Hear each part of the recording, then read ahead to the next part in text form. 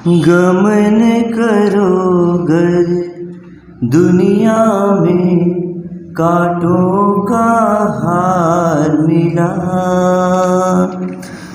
शुक्र करो हर पल तुमको प्रभु का आधार मिला। गमन करो गर दुनिया में कांटों का हार मिला।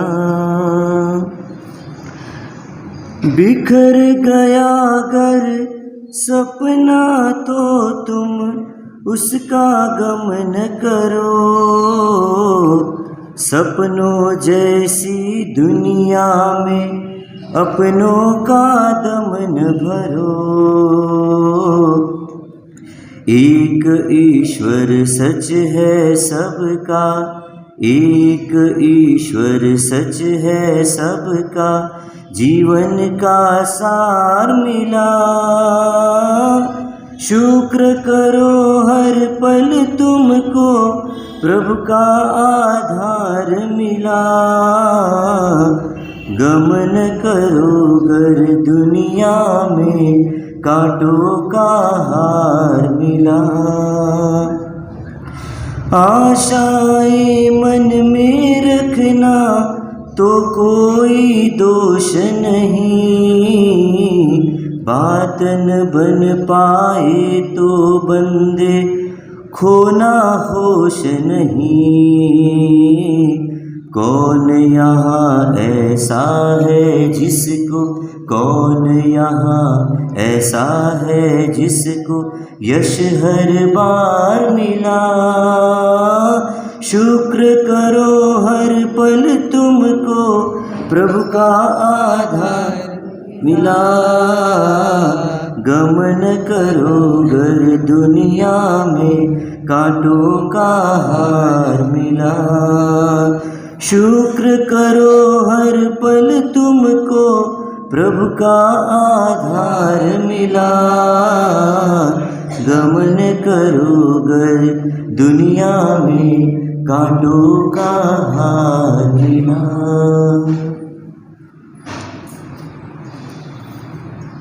चरण तिरुपति श्री वीर प्रभु के चरणों में कोटिशः वंदन। जन से जन बनाने वाले प्रत्यक्ष प्रकट प्रभावी चारों दादा गुरुदेव के चरणों में कोटिशः वंदन। मम जीवन सर्वस्व परम पूज्य परोपकारी गुरु भगवंत द्वय के उजापुर श्री चरणों में आत्मभावेन वंदनम। समुपस्थित समादरणीय मुनि भगवान, उपस्थित भव्यात्माओं, झूठ सुनना हमको पसंद नहीं, पर झूठ बोलना हमको बहुत अच्छे से आता है। और उसके कई उदाहरण बड़ी मिठास के साथ में आप ही के उदाहरण आप ही पर मुनिश्री ने डाल दिए। हंसते हंसते हमने सुन भी लिया है। हम कितने भोले हैं, हम कितने भले हैं। हमारे मुँह से ये नहीं निकलता कि महाराज साहब इतनी बेइज्जती तो मत करो सबके सामने हमारी। हमारे घर से सुगरा लेके जाते हो और हमारे सिर पर बुराई का टोकरा पटक देते हो। कितने भोले हो आप लोग, कितने आराम से सुन रहे थे, कितने हंसते मुस्कुराते सुन रहे थे अपनी बात महाराज साहब के मुँह से। इतने सारे उदाहरण कहाँ से आते हैं? आपके बीच में रहते, आपके साथ में रहते, आपके जीवन में हम झांकते, हमारे जीवन में आप झांकते हो। एक में से संबंध होता है, एक में से मिलते हैं और कई बार बातों का आदान प्रदान होता है, शेयरिंग होता है, तो पता चलता है कितना झूठ बोलते हैं हम। और बोलते क्या है? माँ साहब हम तो बिल्कुल सत्य बोलते हैं। परमात्मा ने कहा है ना, सच बोलो झूठ मत बोलो। हम तो सच ही बोलते हैं।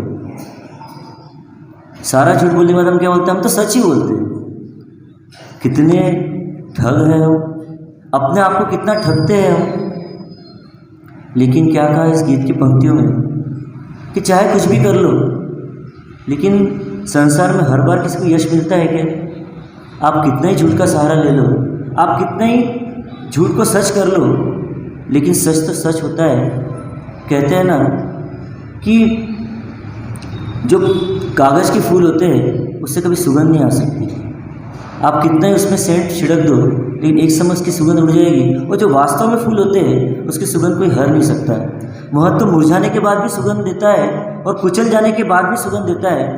वो हर परिस्थिति में सुगंध ही बांटता है। और हम कैसे दुर्गुणों की दुर्गंधी फैलाते रहते हैं। सद्गुणों की सुवास को पा नहीं सकते और दुर्गुणों की दुर्गंध को फैलाते रहते हैं।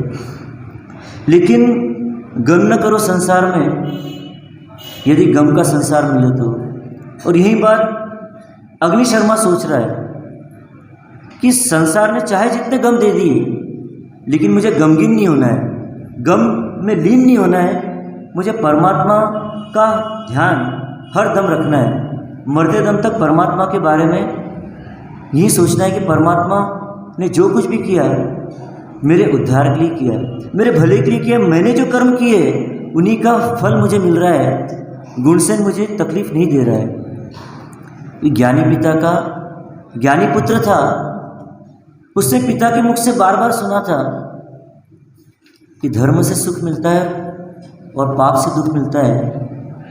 वह चिंतन करता है कि राजकुमार गुणसेन कितना सुंदर है, उसे राजपुत्र बनने का सौभाग्य प्राप्त हुआ, और मैंने कैसे कर्म किए जो मुझे एक रंक के यहाँ पर जन्म लेना पड़ा।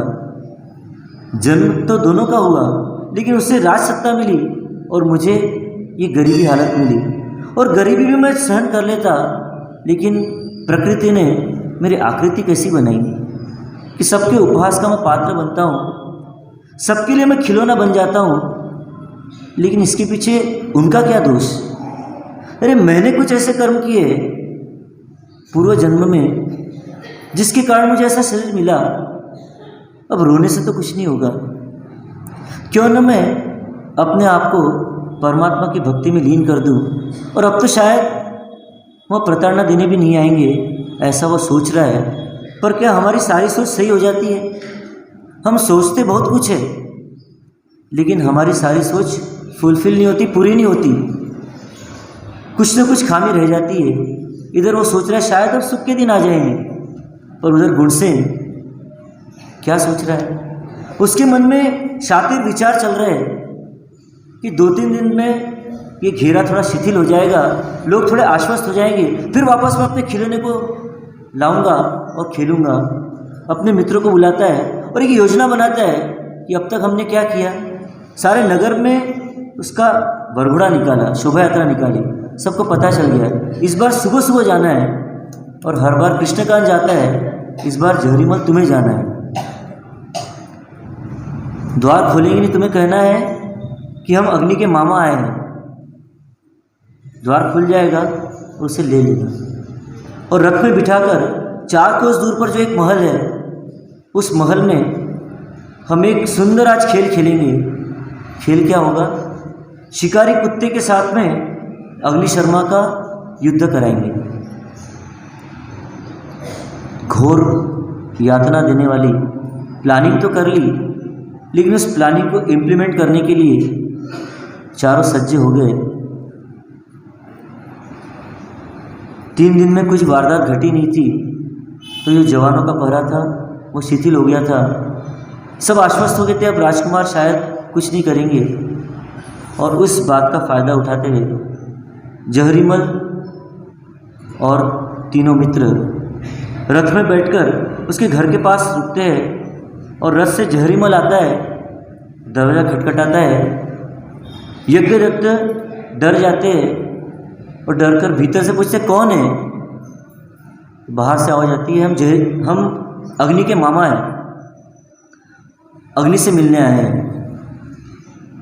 पहचान नहीं पाता वो, तुरंत दरवाज़ा खोल देता है, और जैसे ही दरवाज़ा खुलता है भीतर घुसता है जहरीमल, और अग्नि शर्मा को अपने पीठ पर डालकर भागते हुए कहकर जाता है कि आज हम इसे ले जा रहे खेलने के लिए, और नगर के बाहर जो जीर्ण शीर्ण मंदिर है उसके चबूतरे से शाम को ले जाना। इतना कहकर वो कराहते रहते, चीखते रहते कि भाई ऐसा क्यों कर रहे हो, आप तो अग्नि के मामा हो, फिर आप ऐसा कैसे कर रहे हो। वो सुनने के लिए रुकते नहीं, वो दौड़ जाते हैं, और इधर यज्ञदत्त चीखते रह जाते हैं। भीतर से सोमदेवा आती है वह कराने लग जाती कि मेरे बेटे के साथ ऐसा क्या हो रहा है, क्यों इसे ले जाया जा रहा है। पर वह सुनने के लिए कहाँ खाली है, वह तो चला गया। रथ में ले जाकर उस 4 कोस दूर महल में पहुँच गए और वहाँ पर जाकर गुणसेन कहते हैं मुझे बहुत भूख लग रही है, नाश्ते का डिब्बा लेकर आओ। नाश्ते का डिब्बा भी आ जाता है। सबसे पहले अग्नि को ऑफर करते हैं कि अग्नि तुम भी नाश्ता कर लो।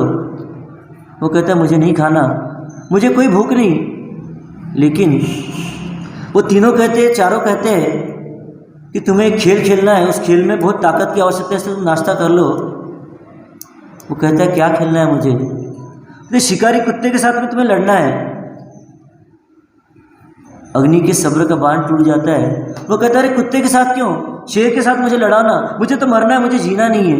ऐसी नारकी वेदना भोगते भोगते मैं परेशान हो गया हूँ, अब तो मुझे मरना है, मुझे शेर के सामने कर दो।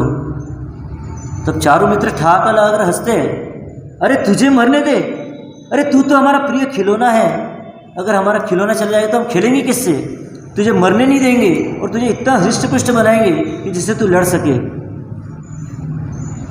वो गमगीन होकर, उदास होकर एक तरफ बैठ जाता है कि इन शैतानों के सामने मेरी कोई बात चलेगी नहीं। वो कहता है मुझे तो जल्दी से लड़ाओ और जल्दी मुझे मरना है। एक खुले मैदान में उसे ले जाकर छोड़ दिया जाता है और एक बड़ा सा शिकारी कुत्ता जिसके गले में जंजीर बंधी हुई है, उस जंजीर की एक छोर राजकुमार के हाथ में है और अग्नि शर्मा की तरफ इशारा करके उस कुत्ते को कहता है कि चढ़ जाओ उस पर। जंजीर ढीली करता है, कुत्ता पूरे वेग से उसकी तरफ दौड़ता है और वह बचाव नहीं करता कि उससे तो मरना ही है। वो कुत्ता अपने एक नाखून को लगाता है, उसके पेट को टच होता है, चमड़ी निकलती है, थोड़ा सा खून निकलने लगता है। राजकुमार तुरंत उसे खींच लेता है, बार बार उसके पास लाता है, खींच लेता है। कुत्ता उसे लहूलुहान कर देता है। चारों मित्र बारी बारी से चेन पकड़ते हैं, बारी बारी से खेल खेलते हैं। वो लहूलुहान होकर कराहने लगता है, मुझे छोड़ दो, मुझे मत मारो, या तो मुझे पूरा मार दो या मुझे छोड़ दो। उसकी चीख पुकार उस सुनसान महल में कोई सुनता नहीं, क्योंकि सुनने वाले कोई थे नहीं। चारों ही थे वहाँ पर और चारों दरिंदगी पर उतर आए थे, उसे पीड़ा देने में कोई कसर नहीं रख रहे थे। गुणसेन को लगा अरे मर न जाए, खून बह रहा है। जहरीमल कहता है अरे मैं जड़ी बूटी जानता हूँ, साथ में लेकर आया हूँ। वो जड़ी बूटी घिसकर उसके घावों पर लगा देता है, जिससे खून बंद हो जाता है और जहर नहीं चढ़ता। और अब काफ़ी समय हो गया था खेलते खेलते, उनको लगता है कि अब इसे छोड़ दे, नहीं तो खिलौना मर जाएगा, खिलौने का कुछ अहित हो जाएगा तो हमारा क्या होगा। अपने स्वार्थ में अंधा होकर कैसा पाशविक खेल खेल रहे हैं। हम अपने जीवन में झांक कर देखें कि हम ऐसे खेल तो नहीं खेलते, लेकिन कई ऐसे खेल हम खेल जाते हैं कि जिसके दारुण परिणाम भुगतने पड़ते हैं। क्या कुछ ऐसे खेल हम खेलते हैं, क्या कुछ ऐसे काम हम करते हैं कि जिसमें सामने वालों को पीड़ा हो? आप लोग तो शायद नहीं करते होंगे, पर छोटे छोटे जीव जो बहुत छोटे हैं, आपकी काया के सामने बिल्कुल नगण्य हैं और आपको मीठा मीठा संगीत भी सुनाते हैं, इंजेक्शन भी फ्री में लगाते हैं, फिर भी हम क्या करते हैं? उन छोटे छोटे जीवों को भी नहीं बख्शते।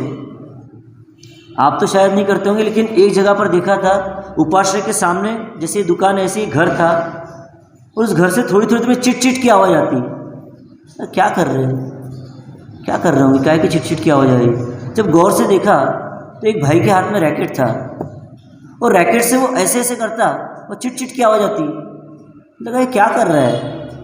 तो पास में एक भाई था, उसने बताया कि महाराज साहब एक रैकेट आती है, उससे मच्छरों को मारा जाता है। मच्छरों को जैसे टच करते हैं मच्छर जल भुन जाते हैं, टपक जाते हैं। जो चिटचिट की आवाज़ है ना, जितनी चिटचिट की आवाज़ आ रही है उतने मच्छर धाराशायी होकर नीचे गिर रहे हैं। लगा इंसान क्या कर रहा है। अरे वो तो मात्र एक बूंद खून ले रहा है, पर आप तो उसका पूरा खून कर दे रहे हो। कितनी जालिम वो हरकत, कितनी क्रूर वो वारदात।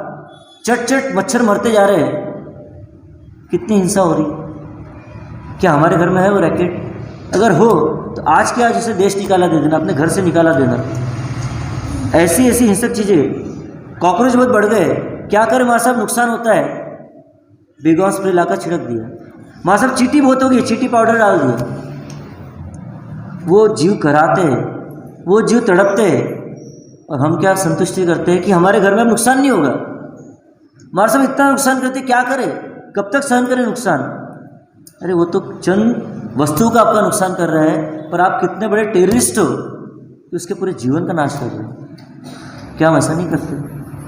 और हम बार बार बोलते हैं कि महाराज साहब हम अहिंसा धर्म के प्रेमी हैं, अहिंसा के पुजारी भगवान महावीर को मानने वाले हैं, और उनके घर में इतनी हिंसा। एक आलू को लाते हो, आप लोग महाराज साहब आलू प्याज के पीछे ही पड़ गए। हमारे घर में आते हो तो ये पूछते आलू प्याज बनता है क्या। व्याख्यान में भी बात, एक पीड़ा होती है भीतर से, थोड़े से टेस्ट के लिए कितना टेस्ट आता है। उस गुणसेन को हमको लग रहा है थोड़ा मजा आ रहा है, लेकिन कितना क्रूर वो काम कर रहा है। उस गुणसेन को देख के हमको ऐसा लग रहा है, लेकिन अपने भीतर बैठे हुए गुणसेन को देख के हम सोचे कि हमारे भीतर भी तो गुणसेन बैठा हुआ है। आलू को बाजार से लाते हो, उसे छीलते हो, और फिर किस में रखते हो,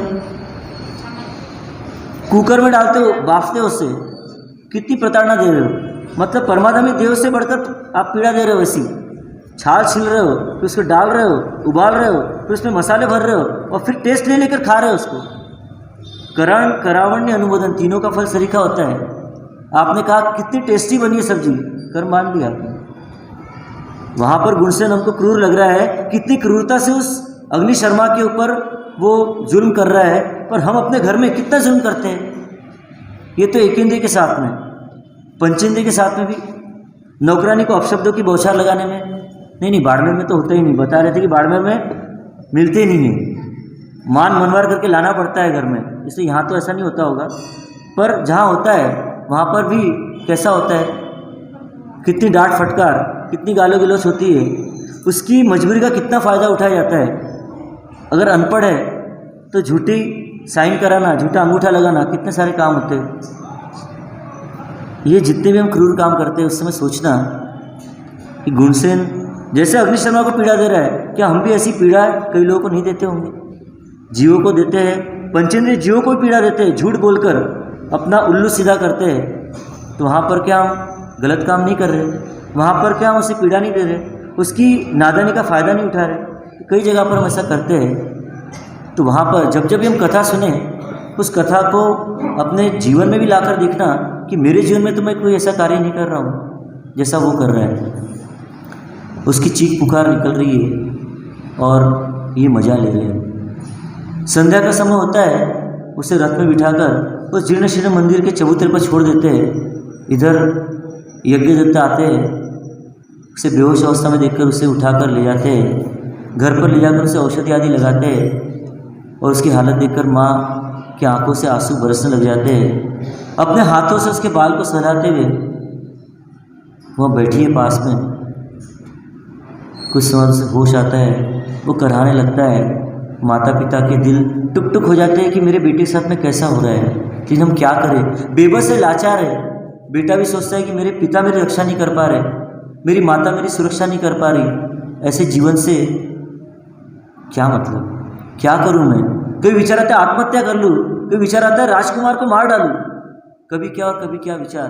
लेकिन बार बार पिता की शिक्षा याद आती है कि नहीं, मुझे हिंसा नहीं करनी, मुझे गलत काम नहीं करना। वो जो भी कर रहे वो करते रहे, मैं अपना काम करता रहूँगा। Sad, so sad. 10 o'clock complete. ओम शांति शांति शांति। सहजानंदी शुद्ध स्वरूपी हूँ अविनाशी आत्मस्वरूपी, देह मरे छे हूँ नथी मरे। अविनाशी आत्मस्वरूपी सहजानंदी शुद्ध स्वरूपी हूँ अविनाशी आत्मस्वरूपी, देह मरे छे हूँ नथी मरतो हूँ अविनाशी आत्मस्वरूपी। अग्नि का क्या होगा, क्या वो बचेगा या उसकी मृत्यु हो जाएगी। राजकुमार के ऊपर इसका क्या इफेक्ट आएगा, प्रजा में इसका क्या इफेक्ट आएगा, ये सब जानने के लिए बेटे वॉच। ओम शांति।